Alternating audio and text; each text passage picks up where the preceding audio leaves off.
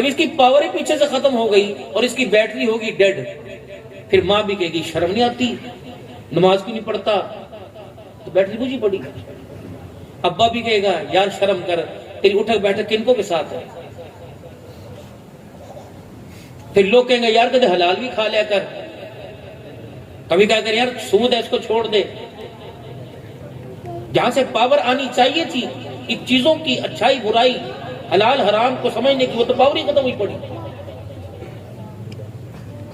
اگر اندر کی battery charge ہو تو میرے محترم دوستو بزرگوں، انسان یہاں بیٹھ کر مکے مدینے کی حاضری کی دعا کرتا ہے۔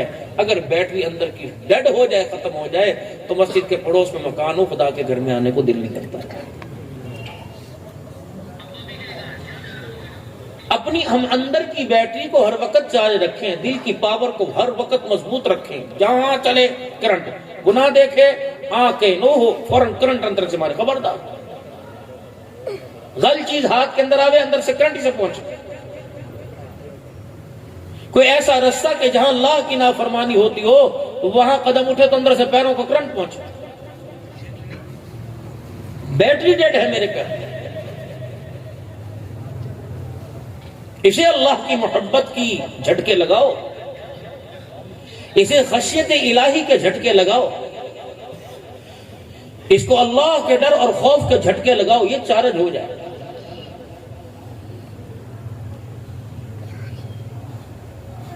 لیکن ہم اس بیٹری کو چارج نہیں کر رہے۔ پورے حاصل پور کے اندر جگہ جگہ بیوٹی پارلر، مردوں کے لیے بھی، لڑکوں کے لیے بھی، عورتوں کے لیے بھی سیلون بنے پڑے ہیں۔ کوئی چہرے کو بنا رہا ہے، اتنا چہرہ بننے کے باوجود بھی چہرے پر پریشانی کے آثار نظر آ رہے ہیں۔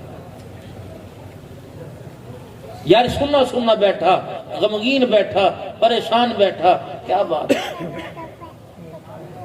ایک بات بتاؤ محترم مکرم دوست بزرگوں، انسان ہے، گردوں کا اسے مرض ہے، بندہ دیکھ کے کہتا ہے یار کیا بات ہے، بیمار ہے تو، اس کے اوپر لکھا ہے گردے کی تکلیف، اس کے اوپر لکھا ہے دل کی تکلیف، اس کے اوپر لکھا ہے پھیپھڑوں کی تکلیف، یار کیا بات ہے تو۔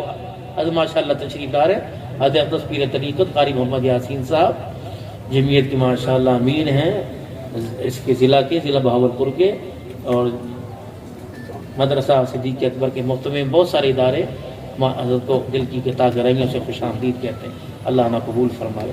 حضرت قاری محمد یاسین صاحب اوپر آ جائیں گے آپ۔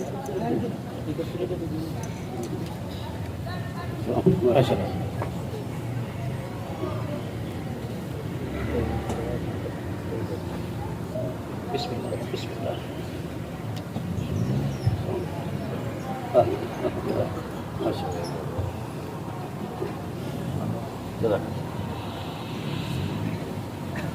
پھیپھڑے کی بیماری ہو، دل کی بیماری ہو، چہرہ اترا ہوا ہوتا ہے، اور چہرے کو پڑھ کر، چہرے کو دیکھ کر پڑھنے والے سمجھنے والے کہتے ہیں بیمار ہے، تو چہرے پر تو نہیں لکھا تھا کہ دل کی تکلیف ہے، گردوں کی بیماری۔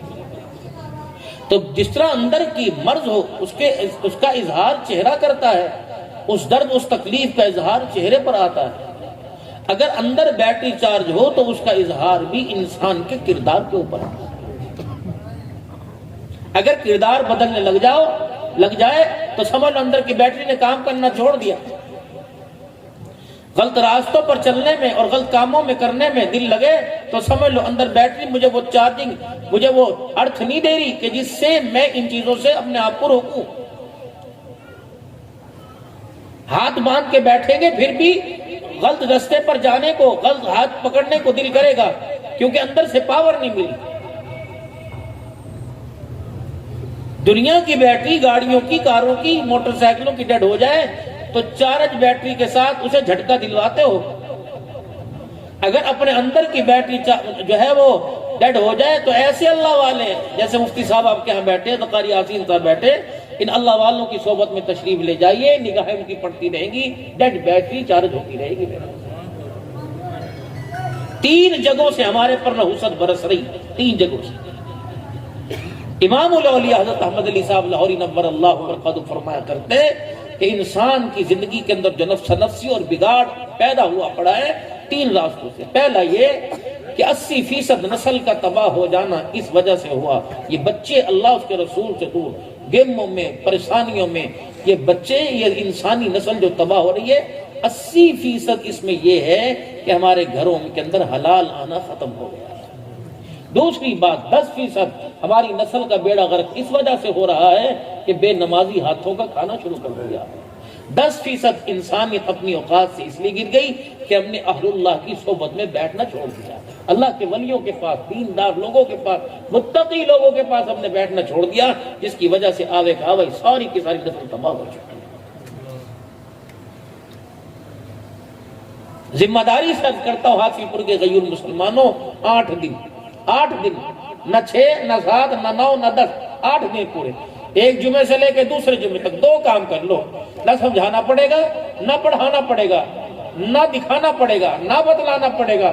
8 دن حلال روزی گھر میں لاؤ، اور گھر والی سے کہہ دو بچوں کو جو کھانا پکا کے دینا ہے نماز قرآن کی پابندی کے ساتھ، باورچی خانے میں گھسے تو وضو، سر کے اوپر دوپٹہ ہو، ذکر الہی سے سبزی کٹے، ذکر الہی سے چمچہ چلے، اللہ کا ذکر دور شریف پڑھتی ہوئی گھر کے کچنوں سنبھال لے۔ جو بچہ تمہیں جمعے کی نماز میں نظر نہیں آتا، انشاءاللہ نمازی عورت کے ہاتھ کا کھلاؤ، تمہیں تہجد کے لیے مصلی پہ نظر آئے گا۔ ذمہ داری سر کرتے جہاں کہیں بھی جلسہ ہو، ہمارا کھانا رانا صاحب کیا ہوتا ہے پتہ، متقی لوگ ہیں، نمازی لوگ ہیں، نماز پڑھنے والے سے متقی بڑا کون ہوتا ہے؟ ایک بندہ تقوی پرہیزگاری کی بلندیوں پہ چڑھ گیا لیکن نماز کا سجدہ نہیں، اس کا تقوی بیکار۔ اور نماز ان الصلاۃ تنہی عن الفحشاء والمنکر، جب برائیوں سے روکے گی انسان تقوی کی بلندی پہ چلا جائے گا۔ میرے محترم دوستو بزرگوں، اگر چاہتے ہو ذمہ داری سے علماء کرام کی موجودگی میں، اگر آپ چاہتے ہو کہ کلمے پر موت آئے اور کلمہ پڑھتے موت آئے اور حلال ہاتھوں سے، نیک ہاتھوں سے قبر میں اتریں، تو نماز کے تحفے کو اپنی زندگی کے اندر سجا لو۔ 90% انسان کی جسمانی، 90% انسان کی روحانی بیماریاں نماز کے پڑھنے سے ختم ہو جائیں گی۔ باقی صدقہ، خیرات، رمضان، قرآن کی تلاوت، 10% بیماریاں ان سے ختم ہو جائیں گی۔ اگر 10% میرے عزیزوں رہ جائے تو 90% طاقت پہنچتی ہو تو 10% کا کوئی کام ہوگا؟ 2 چیزوں سے یاری لگا لو، 2 اللہ کے تحفوں سے یاری لگا لو۔ دنیا کا یار تمہیں قبرستان تک لے کے جائے گا، یہ یار تمہیں جنت الفردوس کی چوکٹ پار کرائیں گے۔ پہلا یار نماز کا سجدہ، دوسرا یار قرآن کی تلاوت۔ نماز پابندی، یہ سفارش، قرآن کریم کی تلاوت ہو، پڑھنا نہیں آتا دیکھنا شروع کر دو، یہ دیکھنا بھی برکت ہے۔ قرآن کھول لو، اللہ گھروں میں نور عطا فرمائے گا، اس پر عمل کرنا شروع کر دو، اللہ زندگیوں کے اندر نور نصیب فرمائے گا۔ اور میرے پیارو، اللہ تمہیں بہت عزت عطا فرمائے۔ قرآن پاک کے وہ حافظ جو نکمے ہو گئے اور قرآن پڑھ کے بھول گئے، اللہ کے واسطے زندگی ہے قرآن پڑھ لو، ورنہ سارے معاملات تو بعد میں۔ قرآن جب اپنا حق مانگے گا نا، بندہ جب اپنا حق مانگتا ہے، نہ گلی دیکھتا ہے، نہ بازار دیکھتا ہے، نہ بڑا دیکھتا ہے، نہ چھوٹا، میرا کہ جی میرا نہیں دیتا۔ قرآن بھی قیامت کے یہ نہیں دیکھے گا کشمیری آیا، ہاشمی آیا، فقیر آیا، میرا حق کوئی نہیں دیا، مجھے پڑھا ساری زندگی اس نے میری نسبت کے ساتھ، میرا نام ساری زندگی اس نے لیا، میری نسبت کا نام اس نے حافظ، حافظ کا نام بھی کوئی حاصل پور میں جانتا تھا، اسے شرم نہیں آتی کہ میری نسبت کا نام لیا اور مجھے بھول جائے؟ یا اللہ اس سے تو نہیں پڑھ، یہ جھگڑالو ہے۔ اگر پڑھنے والے کو جنت میں لے کے جائے گا تو اس کی گستاخی داقدری کرنے والے کو پھنسائے گا بھی ضرور ہے۔ اولین ترجیح، آپ کو احساس ہے، آپ کو احساس ہے، اسی احساس کو آپ سامنے رکھتے ہوئے آپ کہتے ہو مولوی صاحب اس کے لیے دعا فرماؤ، دیکھنا یہ قرآن پڑھ کے بھول گیا، مولوی صاحب میں تو بڑی کوشش کرتا ہوں قرآن یاد کرانے کی، قرآن یاد کے نہیں کرتا۔ ابھی آپ کو کیا فرما رہے تھے بھائی صاحب کہ ہاتھ اٹھائیں، قبولیت ہے ماں باپ کے ہاتھوں کے۔ جتنی دعائیں آپ عبد الحنان سے کرواتے ہو اس میں سے ایک مرتبہ اپنے باپ سے اور ماں سے دعا کراؤ، اللہ کی قسم اللہ کم سے زندگی کے نقشے پلٹ کے رکھ دے۔ انہیں ہم پہلے سمجھتے نہیں، انہیں تو گھر کے اندر سمجھتے کہ ان کی حیثیت کوئی نہیں، حالانکہ پیروں سے بڑے پیر یہ ہیں، فقیروں سے بڑے فقیر یہ ہیں، متقیوں سے بڑے متقی یہ۔